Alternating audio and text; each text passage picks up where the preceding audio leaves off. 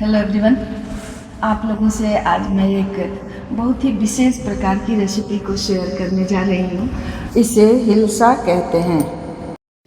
यह रेसिपी पूरे भारत में प्रसिद्ध है, जिसका नाम अलग अलग जगह पर अलग अलग है।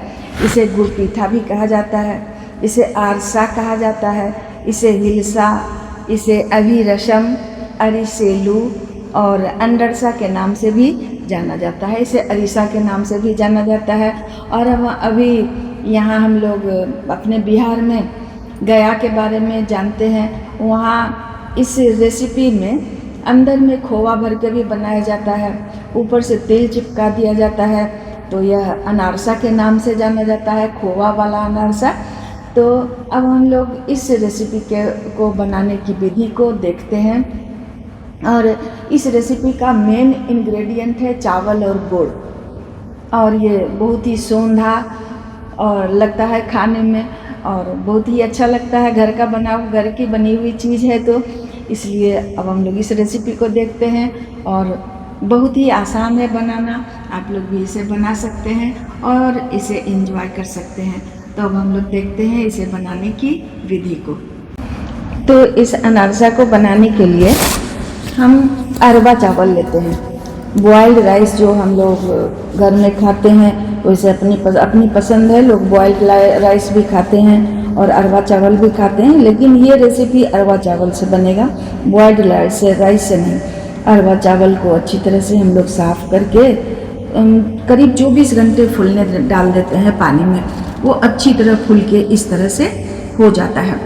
अब उस फूले हुए चावल को अच्छे से छान लेते हैं। उसके बाद उसे एक मोटे से टॉवेल पर सूखने के लिए पंखा के नीचे डाल देते हैं। चावल को नहीं सूखना है, बल्कि उसमें जो पानी लगा है उस पानी को हमें सुखा देना है। वो पानी सूख जाता है, फिर अब उसको हम मिक्सी के जार में डाल के उसको महीन से बिल्कुल फाइन पाउडर के रूप में उसे हम पीस देते हैं। तो पहले तो ये देखिए, चावल इस तरह से है, सूखा हुआ नहीं है।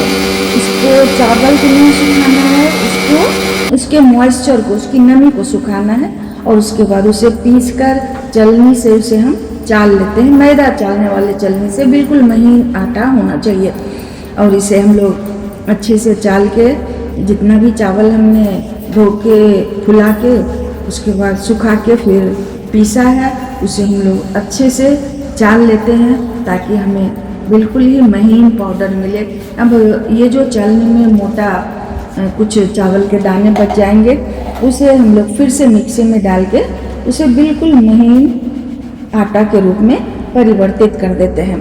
अब उस आटा को हम अच्छे से दबा के रख देते हैं ताकि उसका नमी न सूखे, उसमें नमी रहना है।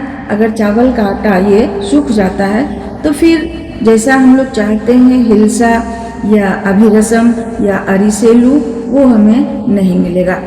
तो इस तरह से उसको अच्छे से दबा के रख देते हैं ताकि वो सूखे नहीं। और इसके बाद तो हमें वो उसके लिए चाशनी बनाना होगा, और आटा को देखने के लिए कि ये सही है कि नहीं, इसमें नमी है कि नहीं, इस तरह से हम लोग हाथ में दबा के देखते हैं। तो अगर वो दब जाता है, उसका शेप हम लोग के हाथ के जैसा हो गया, तो हम लोग समझते हैं कि आटा ठीक है, और उसे अच्छी तरह दबा के हम लोग छोड़ देते हैं। ये बहुत ही ज़रूरी पार्ट है हिलसा या अभिरसम या अनारसा बनाने का। तो अब हम लोगों ने इसे दबा के रख दिया है। अब हमें इसके लिए गुड़ की चाशनी बनाना है। उसे बनाने के लिए हम लोग कढ़ाई में थोड़ा सा पानी लेते हैं, और जितना हम लोग चावल लेते हैं उसी के लगभग बराबर गुड़ लेते हैं। थोड़ा कम भी हम लोग ले सकते हैं। तो उसे गुड़ लिए और उस गुड़ को हम लोग पानी में डाल देते हैं, और उसे लगातार हम लोग चलाते रहेंगे। ऐसा ना हो कि गुड़ अगर आप नहीं चलाएंगे तो नीचे हो सकता है गुड़ बैठ जाए और जला सा स्वाद भी आ सकता है इसमें। तो उससे बचने के लिए हम लोग लगातार उसको चलाते रहते हैं। फिर हम लोग देखते हैं उसमें फेम सा आने लगा, उबलते उबलते अब इस तरह का उसमें उसका टेक्सचर हो जाता है। अब उसको हम लोग चेक करते हैं कि चाशनी उसका बना कि नहीं। तो पानी में डालने के बाद अगर वो फैल जाता है, अगर वो उसमें मिल गया, तब चाशनी अभी नहीं बनी है। उसे हम लोग फिर और थोड़ा देर उसमें चलाते रहते हैं बर्नर पर ही। अब फिर से उसको पानी में डालेंगे और अगर वो जम गया तो समझते हैं कि चाशनी हो गई। लेकिन चाशनी को बहुत भी कड़ा नहीं करना है। फिर से हम लोग देख रहे हैं तो देखते हैं कि ये जम गया। इसका मतलब अब हमारी चाशनी पक्की हो गई। अब उसको क्या करते हैं, अब उसमें हम लोग आटा को धीरे धीरे डालेंगे।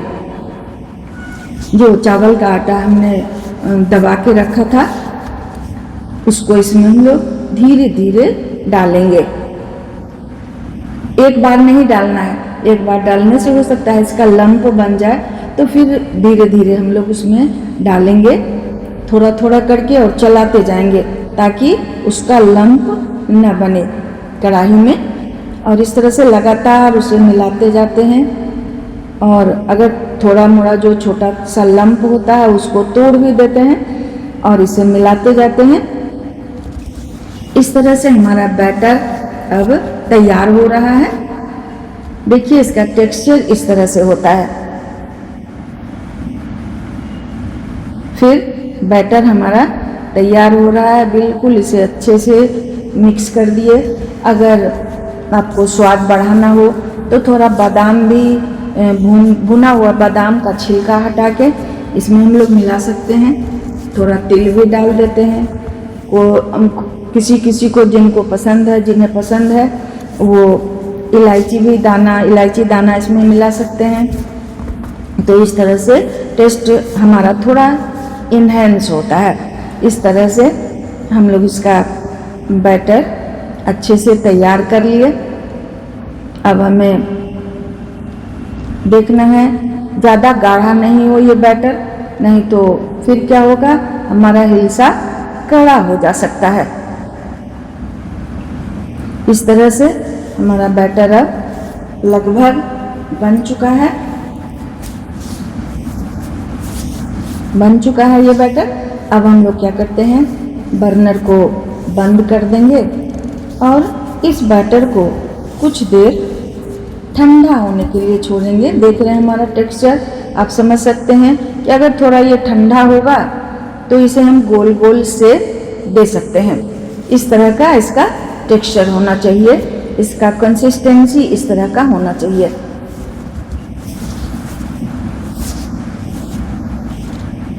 अब हमारा बैटर लगभग तैयार हो चुका है। अब इसे हम लोग थोड़ी देर ठंडा होने के बाद बनाना शुरू करते हैं। अब कढ़ाई में हमने गरम तेल डाला है, कढ़ाई में डाला है तेल, उसके बाद उसे हमने गरम किया है। अब जब अच्छे से तेल गरम हो जाए तो हम वो जो बैटर हमारा बना था उस बैटर को गोल गोल बना के उस गरम तेल में डालते हैं। लेकिन फ्लेम हम लोग मीडियम कर देते हैं, हाई फ्लेम नहीं रहेगा, मीडियम फ्लेम रहेगा। उसमें ये जो गोल गोल शेप हमने दिया है उसको डालते हैं। तो हम क्या देखते हैं कि ये फूल के ऊपर आ जाता है, फूल जाता है और फूल के ऊपर आ जाता है। और फिर कुछ देर में इसे हम पलट देते हैं, दोनों तरफ अच्छे से ये सीज जाता है, जिसे हम लोग अच्छे से पकना कहते हैं। वो थोड़ा रेड गुड़ का बना हुआ है तो थोड़ा सा तो रंग होगा ब्लैकिश या कहिए मैरूनिश या रेड का थोड़ा ज़्यादा डार्क। तो इस तरह से हमारा वो एक अनारसा बन गया, अरसा या हिलसा जो कर रही है बन गया। अब उसी तरह से अगर हमें मान लीजिए थोड़ा ये बैटर गर्म है तो थोड़ा देर ठंडा होने देते हैं, नहीं तो ये छोटा सा प्लेट लेके उसमें थोड़ा तेल लगा के बैटर को डाले और उसको हाथ में पानी लगा के उसे हम शेप में दे के फिर से तेल में डालते जाते हैं। और इस तरह से हमारा हिलसा या अनारसा बनता जाएगा। अगर आप वो चाशनी को बहुत कड़ा कर दोगे तो ये कड़ा हो जाएगा हिलसा खाने में, नहीं तो ये सॉफ्ट और टेस्टी बनेगा, सोना सोना बहुत अच्छा लगेगा गुड़ का हिलसा खाने में। इस तरह से हमारा हिलसा अब तैयार है और जो भी बचा हुआ बैटर है उसको हम इस तरह से बना लेंगे और फिर इसे हम लोग कुछ दिन प्रिजर्व करके खा सकते हैं। ये बहुत ही अच्छा पकवान है। इसे घर का बना हुआ है और हेल्दी भी, टेस्टी भी। So thank you for watching the video. इसे लाइक, शेयर और सब्सक्राइब कीजिए तो बहुत ही अच्छा लगेगा। Thank you.